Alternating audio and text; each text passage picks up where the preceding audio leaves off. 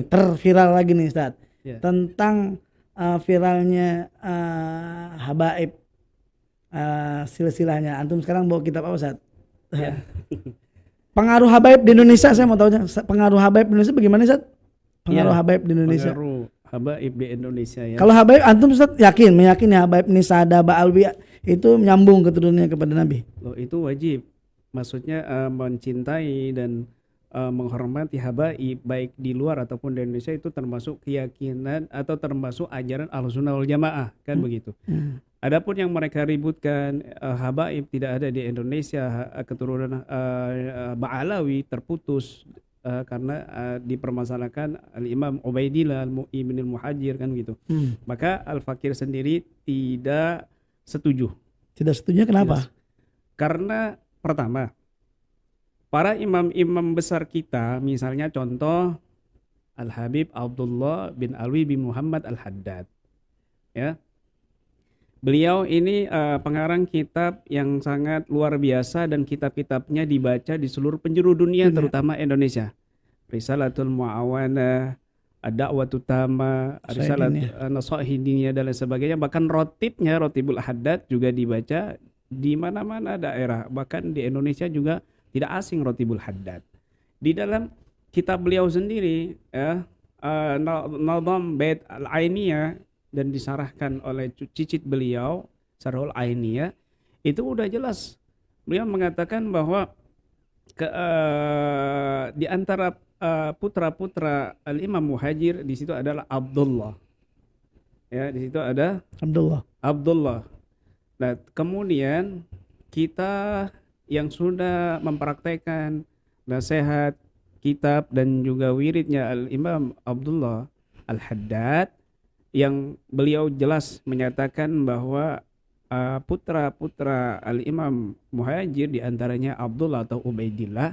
Kemudian ada orang zaman sekarang yang mengatakan Abdullah atau Ubaidillah ini nggak jelas. Kita lebih secara logika kita lebih mengikuti siapa? Al-Habib Abdullah Al-Haddad atau orang ini? Kan dari begitu. kapasitas ya. Dari kapasitasnya, bebet bobotnya dan manfaatnya juga barokahnya yang sudah nyata terlihat. Dari Rotibul Haddad, dari kitab-kitab Nasaihidiyah. Apakah kita lebih percaya orang ini yang baru? Dan lagi pula kalau seandainya kita katakan terputus, otomatis dia meyakini konsekuensinya menyatakan bahwa Al-Habib Abdul Haddad juga terputus. Kan begitu Habib. Nah, juga misalnya Maulid Habsi Simtud Durar, pengarangnya Al-Habib Ali Al-Habsi, yang sudah tersebar dari ujung Indonesia sampai ujung Indonesia, dari Sabang sampai Merauke, yang sudah dibaca dan sudah dinikmati barokahnya, rahmatnya yang luar biasa. Apakah kita akan mengatakan bahwa Al-Habib Ali Al-Habsi ini bukan Habib? Atau kita mungkin mau ngambil ini maulidnya Kang Ali atau Kang Abdullah Al-Haddad? Masa kita berani mengatakan menanggalkan kehabibannya hanya karena orang ini, kan begitu Habib? Jadi mereka berpendapat begini, maksudnya ini kan ilmiah, memang tidak ada yang menjelaskan tentang di abad sekian bahwasanya anak daripada Muhajir Ahmad bin Isa itu ada yang bernama Abdullah atau Ubaidillah. Tidak ada yang kuat menerangkan tentang itu. Itu gimana untuk itu versi mereka? Itu versi mereka. Itu versi mereka yang mereka klaim sebagai ilmiah. Padahal sudah jelas kesaksian begini Habib. Saya kasih contoh logika begini. Ada orang menikah, misalnya Al-Fakir menikah, disaksikan orang banyak, kan begitu, masyarakat sekitar. Kemudian Abah Al-Fakir juga menikah juga, pastinya kan disaksikan orang banyak. Kemudian terus begitu, kakek Al-Fakir disaksikan orang banyak. Al-Fakir, saya pribadi orang biasa, bukan tokoh masyarakat, bukan Habib dan sebagainya, banyak saksi di saat itu. Dan terus demikian. Maka demikian pula mereka yang memiliki maziyah khusus, keistimewaan khusus dari nas Al-Quran ataupun hadis, para imam-imam besar Ba'alawi, tentunya mereka nggak sembarangan dan ada saksi banyak. Maka saksi-saksi mata di saat itu sudah cukup. Nah, bahkan ada hadis yang la ilaha illallah hisni man dakhala hisni amin amin adzabi, kan begitu.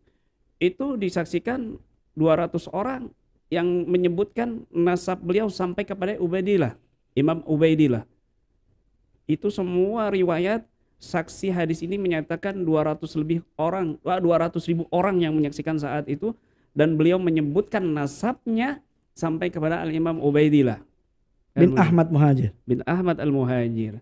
Maka ini menjadi sejarah, menjadi bukti kuat meskipun mungkin tidak tercatat kan begitu.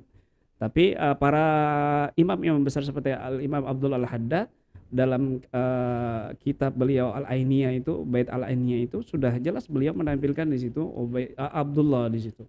Dan sejarahnya oleh cicitnya, biografinya dicatat. Bagi kami itu sudah cukup. Pastinya yang tahu keluarga ya keluarga ya. Betul sekali. Nggak mungkin kita mengetahui keluarga orang lain yang tahu, nggak mungkin. Yang tahu keluarga ya keluarga. Jadi otomatis ya berarti ada udang di balik batu dong nih, jangan-jangan. Iya begini Habib, kalau saya baca tadi antum bertanya kitab ini, kemarin waktu Al-Fakir mau ke Jakarta, Al-Fakir lihat ada buku ini, Ban Nasrul Islam ya, fi Janub Syarqi Asia, fi Janub Syarqi Afrikia. Apa itu Ustaz? Kitab apa, tentang apa? Jadi judulnya ini siapa orang yang menyebarkan Islam di di Asia Tenggara dan Asia Afrika. Dirasah ilmiah, kajian ilmiah fi naqdi nadariyatil mustasrif al-istimaril Hollanda Kristen Sinul Horgen, yaitu kajian ilmiah di dalam menyanggah tesis seorang orientalis Belanda Kristen yang bernama Snok Horgen.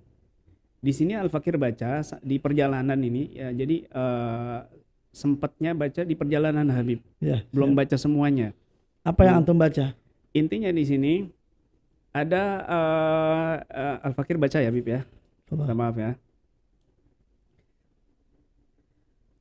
Fayu'tabar Janub Syarqi Asia guwatan basyariyatan islamiyatan ha'ilatan nadharan lil kathafat as-sukaniyah allati yamtatu biha fa wa aktsarul manatik i'tinaqan lidinil Islam haitsu yashkulul muslimuna fi ma nasibatuhu nisbal muslimin. Wa tutabar Indonesia wa Malaysia wa Singapura aktsar adadan min ghairiha. Asia Tenggara ini dianggap memiliki kekuatan Islam yang sangat besar karena kepadatan penduduk, dan menjadi penduduk yang welcome di negeri itu, diantaranya Indonesia, Malaysia, Singapura, yang mereka banyak sekali jumlah penduduknya. Wala yakhfa 'alal mutali, dan bukan menjadi rahasia bagi pembaca litarhi hadzal juz'u, bagi sejarah ini minal alam, di sebagian alam annahu istamaro minal hukuma, bahwasanya orientalis daripada pemerintahan Hollandia Belanda, yaitu Al-Istimarul Hollandi, kolonial Belanda Kornen Wanisip, yaitu sudah ada 2,5 abad. Wagablahul Burtugali, dan sebelumnya juga ada Portugis Kornan Kamilan ya 1 abad. Wa akhiran Al-Yabani, dan terakhir adalah Jepang salah sasanawat 3 tahun. Kemudian walam yakun ahadun minal musakifin, dan tidak ada seorang pun dari intelektual awil mufakirin, atau pemikir awil ulama, atau ulama awil bahsin, atau peneliti yasyuku qoblal ikhtilalil Hollanda, yang meragukan sebelum ada penjajahan Belanda bahwasanya anna man nasaral Islam, bahwa yang menyebarkan Islam, wa adkhalahu ila dzalika saqil minal alam, dan memasukkannya ke belahan dunia, humul arabul muslimun, adalah mereka orang-orang Arab muslim. Wa anna man nasarahu hatta amma wa tammatil kal jihad fadakhalan nas fi dinil afwajahumul arabul muslimun al-hadarimatul asrab, dan tidak diragukan lagi bahwa yang menyebarkan Islam sampai menyeluruh ke seluruh Nusantara, sampai masuk Islam berbondong-bondong, adalah orang-orang Arab Muslim al-hadarimatul asrab, mereka yang keturunan Hadramut, al-asrab yang keturunan Nabi. Naam lam yakun ahadun yashukku fi hadza la fi Indonesia wala fi ghairiha. Ya, tidak ada seorang pun yang meragukan hal ini di Indonesia maupun di lainnya. Tidak ada yang meragukan. Tidak ada yang meragukan. Walam yagluna qaulun aw bahsun, dan tidak sampai kepada kita pendapat atau kajian yang kudu hada, yang menyanggah hal ini, hatta ja'al Istimarul Hollandi, sampai datang kolonial Belanda yang bernama Snok Horgen. Dia ini merubah sejak adanya Senokhorgan ini Belanda, karena waktu itu kekuatan Indonesia yang membakar semangat pribumi untuk melawan penjajahan Belanda dan lain sebagainya saat itu adalah orang-orang Arab. Maka Belanda ini penasaran, siapa mereka ini orang-orang Arab? Kok bisa? Kok bisa membakar semangat pribumi sampai melumpuhkan, menundukkan Belanda begitu dan lain sebagainya. Maka di sini diutuslah Senokhorgan untuk meneliti hal ini. Ternyata mereka ada yang dari Mekah, ada yang dari Hadramut. Di sini mulai dia memanipulasi sejarah agar nanti ke depannya pribumi ini tidak meyakini bahwa kekuatan dari Mekah atau dari Hadramut, dan mereka membuat manipulasi sejarah bahwa yang datang di Indonesia zaman dulu itu adalah dari India dan Cina. Begitu. Tujuannya begitu, teorinya seperti itu. Dan ternyata teori ini, Habib, ya, banyak dilakukan huna amad al-istimar li siyasah farriq tasud, yaitu sengaja kolonial Belanda ini melakukan ini untuk siasat pecah belah. Wa zazati siqa fi nufusi sukan, dan juga menggoncangkan kepercayaan di jiwa-jiwa para pribumi biha ulail arabil muslimin, kepada orang-orang Arab muslim, min khalal fardi ba'din nadariyat fil mawadid dirasiyah wal madaris wa sanawiyat wal jamiyat wa muqarratuha allati tuqarrir, yaitu mereka memaksakan teori-teori ini di mata-mata pelajaran sekolahan, sanawiyah, kuliah, yang kurikulumnya itu allati tuqarrir, menyatakan annal Islam, bahwa sesungguhnya Islam lam ya'ti bihil Arab, tidak pernah didatangi orang Arab, bal ata bil hunud wasinun wal faras, bahkan akan tetapi yang datang di Indonesia ini adalah orang-orang India, Cina dan Farsi. Ya, wa farru hadin nadariyat ala manahij ta'lim, dan mereka ini juga memaksakan teori-teori ini di prinsip-prinsip pengajaran, di buku-buku kurikulum, hatta fasyat wan tasyarat wan tasarat. Bahkan mereka wastajaru kutaban mustasyrikin wa ba'dhum ahliyin wa tinin isarruhum bil mal wa da'am wa alamuhum fi jami'atil islamiyah li wad'i katsir minal kitabat ila akhirih. Sampai mereka ini berani membayar penulis-penulis dari orientalis, Habib, ya, sebagian juga dari pribumi, yang di situ mereka membelinya dengan harta, wada'am dan dukungan, dan mengajarkan mereka di kuliah-kuliahannya bahwasanya teori sesungguhnya itu bukan orang Arab Hadramut, tapi dari India dan juga dari Cina dan lain sebagainya, dihilangkan. Nah, kemungkinan sekarang ini mulai ada adu domba, karena Islam ini enggak pernah terjadi pertumpahan darah dari dulu. Ya kan, Habib? Di Yaman sudah, di Irak sudah, di Palestina sudah, di Timur Tengah udah. Indonesia yang banyak penduduknya muslimnya, kok nggak terjadi pertumpahan darah, Habib? Susah. Dulunya kiai sama habaib diadu, kemudian damai lagi. Habaib sama habaib diadu, sempat terjadi, kemudian damai lagi. Sekarang habaib dengan ibaratnya asrab begitu diadu, yang sudah pernah terjadi ada sedikit perbedaan standarisasi dalam nasab sudah lama, tapi sekarang malah jadi fatal, malah jadi heboh gitu. Ini kemungkinan ada kemiripan dengan sejarah ini, ya, bahwa kiai-kiai dan para habaib yang sedang diadu domba ini adalah korban. Ada upaya untuk mengikis kekuatan Islam di Indonesia dengan menghilangkan andilnya orang-orang Arab, terutama ke cucu Nabi di Indonesia. Begitu, kemungkinan begitu ya, Habib, yang jadi, kita baca. Biar supaya para pribumi ini tidak cinta gitu kepada para habaib, bagaimana tidak percaya. Di antaranya cara-cara Senokhorgan ini, mereka menghapus pelajaran bahasa Arab di saat itu. Kenapa? Karena pelajaran bahasa Arab tentunya dari Arab. Nabi orang Arab, bahasanya Arab, Al-Quran bahasa Arab. Nah, upaya-upaya orientalis Belanda ini menghilangkan Arab, ya bahwa ini sudah ras diisukan ini ras nasab, ras suku dan lain sebagainya. Tujuan intinya mereka menghilangkan kecintaan pribumi dari Arab. Karena Nabi Arab, Nabi kita Arab, Al-Quran kita Arab, dan bahasa di surga bahasa Arab kan begitu Habib. Betul. Nah, sehingga ketika sudah tidak ada kekuatan di hati pribumi tentang Arab, tentang kekuatan Arab, yang Nabi kita adalah Arab, mereka bisa ditundukkan. Mereka bisa dikalahkan nantinya, bisa diadu domba. Muncullah isu-isu yang seolah-olah ilmiah, tujuannya untuk kita sebagai para pecinta Nabi Muhammad SAW ini kendor semangat kita. Akhirnya yang korban orang-orang Arab Habib, pecintanya habaib benci sama mereka, pecintanya mereka sudah tidak lagi mencintai habaib. Tujuannya seperti itu. Ya, wallahu alam ya. Jadi menyikapinya seperti apa kita seharusnya menyikapi itu? Nah, menyikapinya sebenarnya Al-Fakir ini nggak pantas Habib. Nggak pantas. Al-Fakir cuma penonton aja. Yeah. Al-Fakir cuma murid-murid, cuma santri gitu. Kalau sebagai santri ya, sebagai pecinta, yang pertama jaga lisan. Jangan ikut campur, mencaci, membuli pihak sana pihak sini. Baik.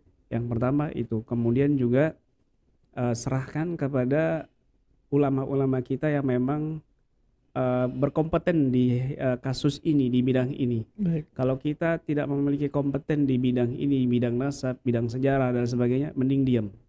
Karena nanti bisa jadi tambah runyem kan begitu Habib. Nah, kita tidak menyalahkan mereka yang mengatakan ini terputus, ini ilmiah dan sebagainya. Tidak, ternyata karena mereka memang mempelajari dan sebagainya. Tetapi sebaiknya ya sepatutnya dirundingkan atau dirapatkan bersama-sama, bukan di media sosial atau mengajak umat awam untuk mengikuti pendapat yang dia baru temukan, ibaratnya begitu, yang dia baru kaji, sehingga umat ini nanti bingung. Kalau ada intern antara mereka dan tidak mengikut sertakan umat, insya Allah selesai perkara. Karena kalau sudah begini mengajak umat, maka ini bisa ditunggangi Habib sama mereka-mereka yang berkepentingan dalam siasat, dalam politik kan begitu. Wallahu a'lam. Ya, mereka bingung dengan imigran-imigran Arab. Kenapa nggak bingung ini dengan imigran-imigran yang lainnya gitu loh? Iya. Kan begitu. Karena mungkin Arab pengaruhnya kuat kali. Habaib ini pengaruhnya kuat kali. Di kitab ini betul. Di kitab ini betul. Dikisahkan di sini sejarah-sejarah ya, seperti di Aceh ini ya, di kitab ini ada sejarahnya Al-Habib Abdurrahman bin Muhammad Az-Zahir Ba'alawi. Ya, beliau ini kena juga fitnahnya Belanda. Ya, apa fitnahnya? Beliau ini di tahun 1889 Masehi, beliau ini pernah membakar semangat penduduk Aceh untuk memberontak kepada Belanda. Ya. Hadis thawratil islamiyah al-muslihah allati tatawarat wa syakalat tahdidan mustamiran al-istimar alladhi lam yakun musa'idan. Bahkan ini di zamannya Snok Horgen. Di zamannya Snok Horgen. Sudah ada tuh habaib. Sudah ada Habib Abdurrahman bin Muhammad Az-Zahir ya. Beliau ini yang memimpin perlawanan kepada penjajahan Belanda di Aceh di tahun 1889. Tetapi beliau didekati oleh orang-orang Belanda dan dikasih tunjangan untuk mengesankan kepada masyarakat di Aceh bahwa Al-Habib Abdurrahman bin Muhammad Az-Zahir ini mendukung Belanda. Oh, gitu. Padahal di kitab ini beliau menolak dan sama sekali pun tidak menerima sepeser pun dari tunjangan Belanda. Gitu. Nah, ini upaya-upaya yang saat ini hampir sama, hampir mirip ya. Itu. Ya Allah, mudah-mudahan kita terjauh dari hal-hal yang tidak baik itu, Ustaz. Amin ya rabbal alamin. Jadi bisa dibeli di mana itu, Ustaz, kitabnya, Ustaz? Ini kitab saya nggak sengaja, Bib. Jadi waktu ziarah ke Al Habib Anis Solo, Habib Alwi Al Habsyi, kita mampir di sebelahnya di toko Riyad ya. Di toko Riyad biasa kulaan barang di sana, tiba-tiba saya melihat ada buku baru, ini buku apa ini, buku baru kan, terbitannya juga. Itu belakangnya ada Wali Songo semua ya? Ya, ada juga Syajaratul Intisabnya. Sejarah nasabnya di sini ada disebutkan juga di sini, sejarahnya ada di sini, bahkan di sini juga ada sejarah Fatimah binti Maimun binti Hibatullah yang makamnya baru ditemukan ya di tahun 400 Hijriah. Artinya jauh sebelum Wali Songo. Nah, para ahli sejarah menyatakan bahwa ada yang menyatakan karena di situ tulisannya Khot Kufi ya Habib. Khot Kufi. Apa tuh Khot Kufi? Ya tulisan Arab dari tulisan dari Arab, bukan dari Indonesia. Itu tahun 400 Hijriah loh. 400 Hijriah udah jauh sebelum Wali Songo. Nah, Wali Songo itu tahun berapa?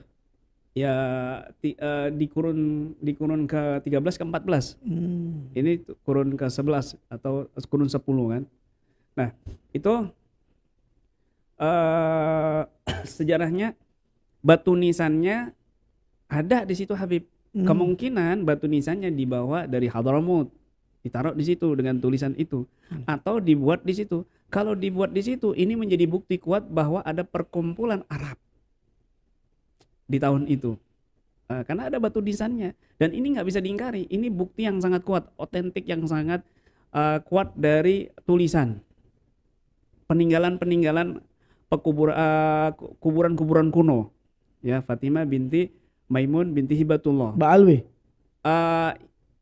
Dalam sejarah itu di situ nggak ada dituliskan Mbak Alawi atau marganya, tidak Habib. Tapi para sejarah yang mempelajari ini dari Arab. Ada yang mengatakan dia ini dari Arab, ada yang mengatakan dari Mekah begitu. Okay. Nah, ini bukti dari Sawahidul Waqi, kesaksian yang realitas ini dari Magabir Akademia, kuburan-kuburan kuno ini menjadi bukti kuat bahwa kedatangan orang-orang Arab jauh sebelum Wali Songo sudah ada begitu. Iya. Dan Wali Songo pun kan dari Arab, dari Hadramut kan? Iya. Kalau dari kitab ini ya ditulis di sini dari jalur ada Amul Fiqih. Alwi, Amul Fiqih, kemudian Abdul Malik, kemudian Abdullah Ahmad Khan. Begitu. Ya, mudah-mudahan ini walaupun sebentar tapi bisa bermanfaat Ustadz buat siapa saja yang mendengarkan, dan bisa nanti di-share ulang lagi di TikTok ataupun di mana, biar supaya kita menyikapinya dengan baik ya, bahwa inilah akhir zaman ya Ustadz ya. Betul Habib. Akhir zaman. Jadi memang kita sebagai para pendakwah itu juga harus pinter-pinter jaga juga. Jangan kita kan mendakwahkan itu untuk apa sih? Untuk masyarakat menjadi tentram, bukan menjadi fitnah, betul nggak? Betul Habib. Memberikan ceramah, memberikan nasihat, boleh, siapa yang nggak boleh nasihat? Tapi nasihat itu kira-kira bisa menjadi tentram untuk umat atau sebaliknya. Kan kita nggak mau kita ngasih nasihat yang cinta sama kita makin cinta, tapi yang benci sama yang kita omongin makin benci. Na'udzubillah, tapi kita pengennya maslahat buat umat, betul tak? Betul. Nah, begitulah yang diajarkan oleh njit-njit kita atau oleh Rasulullah SAW, selalu dalam cinta, di dalam berdakwah. Begitu Ustaz. Terakhir Ustaz ya. Terakhir ini alhamdulillah jazakallah khair. Walaupun ada 32 menit kita duduk bareng-bareng. Terakhir Ustaz, ini buat anak-anak muda zaman sekarang, juga buat para semua pemirsa YouTube channel Habib Abdullah bin Ja'far Assegaf, Habab Podcast, tolong kasih wajangan-wajangan atau kata-kata mutiara yang bagus atau menyikapi yang terjadi sekarang ini. Iya, terakhir dari Al-Fakir pribadi ya, buat teman-teman semuanya yang menonton acara ini, menyikapi saat ini ujian ini, Al-Fakir teringat dengan hadis Nabi SAW, Zakara bala'an yalqahu ahlu baitihi. Nabi pernah menyebutkan bencana atau musibah yang akan ditimpa oleh keluarga Nabi Muhammad SAW sampai muncullah Imam Mahdi. Artinya ujian-ujian ini sudah menjadi warisan datu-datu mereka. Dari mulai Imam Ali dan seterusnya, mereka ada warisan-warisan ujian seperti ini, fitnah seperti ini. Dan kemudian sampai keluarnya Imam Mahdi. Maka peganglah, tetap ikuti guru-guru kita, datu-datu kita, orang-orang soleh ya, yang mereka ini meyakini ada dzurriyyah Nabi, ada habaib di Indonesia. Karena mereka ini hum sufunun najati ilah. Mereka ini perahu-perahu penyelamat. Kita bisa damai di sini, barokahnya mereka juga. Ahlul Baitil Mustafa Tuhri amanul ardi fadzakiri. Bukan mereka ini minta dihormati, minta tidak, tapi ini ada perintah dari Al-Quran, perintah dari hadis. Al-Fakir juga tidak setuju yang menyatakan bahwa tidak ada hadis satupun dalil yang menyatakan kita diperintah untuk menghormati dan mencintai keluarga Nabi. Ini keliru, dan itu pendapat pendapat sedikit yang menyimpang. Kenapa? Karena dari dulu Ahlus Sunnah wal Jamaah sepakat, ya, ittafaqal muslimun ala wujubi mahabbati ahli baitin Nabi SAW wa mawaddatihim. Ya, sepakat ulama terutama di Indonesia ini yang menyatakan bahwa wajibnya kita mencintai keturunan Nabi. Ada yang mengatakan keturunan yang dimaksud Ahlul Bait Nabi itu Imam Ali, Sayyidah Fatimah, Imam Hasan, Imam Husain. Itu memang ada hadisnya. Tetapi banyak juga ulama-ulama Ahlus Sunnah wal Jamaah, Imam At-Tirmidzi, Al-Hakim, ya, yang menyatakan bahwa waduriyatuhum minhum fahum safwah walisu min ahli azmah. Beliau menyatakan dengan tegas termasuk Ahlul Bait Nabi, ya, keturunan Nabi. Bahkan banyak hadis sahihnya yang dikatakan bahwa Nabi mengatakan udzakirum fi ahli baiti, udzakirum fi ahli baiti, aku ingatkan kalian tentang urusan keluarga ahli baitku. Sampai tiga kali Nabi mengatakan seperti itu. Mungkin Nabi khawatir, Nabi sudah paham di akhir zaman ini banyak yang berani berurusan dengan keluarga Nabi secara terang-terangan dan secara soal adab gitu. Terus sahabat Husain bertanya, ya Zaid, man ahlu baitin Nabi, siapa keluarga Nabi? Alaysa nisa'uhu min ahli baiti, bukankah istri-istri Nabi termasuk keluarga Nabi? Maka Zaid menjawab dari pesan hadis Nabi saat itu, keluarga istri Nabi termasuk keluarga Nabi. Walakin ahlu baitihi, akan tetapi yang dimaksud keluarga Nabi itu adalah alu Ja'far, alu Aqil, alu Ali, alu Abbas. Wahum man hurimas sadaqah ba'da. Mereka yang dimasuk keluarga Nabi adalah Ahlul Bait Nabi, adalah keluarga Ali, keluarga Ja'far, keluarga Aqil, keluarga Abbas dan para keturunannya, yang mereka man hurimas sadaqah ba'da, orang yang diharamkan zakat setelah Nabi. Ini menjadi nas sahih, dalil sahih bahwa keturunannya Imam Hasan, Imam Husain termasuk keluarga Nabi, Ahlul Bait Nabi. Maka tetap kita pegang teguh keyakinan, kepercayaan guru-guru kita, orang tua kita bahwa di Indonesia ini ada habaibnya, ya, dan jangan mencela kepada dzurriyyah wali songo yang lainnya. Ini mereka ada, ya, kita nggak usah ikut campur karena ini bukan bidangnya kita.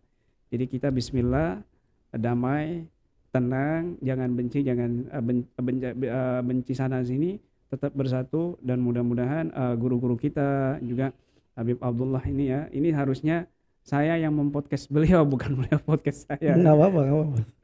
Ya, mudah-mudahan disehatkan, dan guru-guru kita Habib Hasan, ya, dan para habaib lainnya di Indonesia juga, Habib Taufik terutama bin Abdul Qadir Assegaf, mudah-mudahan diberikan kekuatan oleh Allah Subhanahu wa taala zahir dan batin, dijaga dari segala fitnah. Amin. Zahir dan batin, amin ya rabbal alamin. Jazakallah khair, terima kasih. Mungkin itu sedikit dari Ustadz Imran Rasyadi atau Ustadz Ibnu Al-Khatibi. Mudah-mudahan ketemu lagi nanti bersama para asatidzah, para ustadz yang lain. Kita akan bahas lagi sesuatu yang bisa kita ambil manfaatnya. Dari saya sebelum saya tutup, khud masofa wada'il kadar. Ambil yang baik, buang yang jelek. Di mana saja kita berada, di medsos, di dunia nyata, kalau ada orang mengeluarkan yang baik dari siapapun itu, ambil. Kalau yang tidak baik, tinggalkan. Mudah-mudahan diberkahi Allah Subhanahu wa taala. Wabillahi taufiq wal hidayah. Saya Habib Abdullah bin Ja'far Assegaf dan Ustadz Imran bin Abdullah Rasyidi mengucapkan terima kasih banyak. Assalamualaikum warahmatullahi wabarakatuh. Jazakallah khair Ustadz. Masya Allah.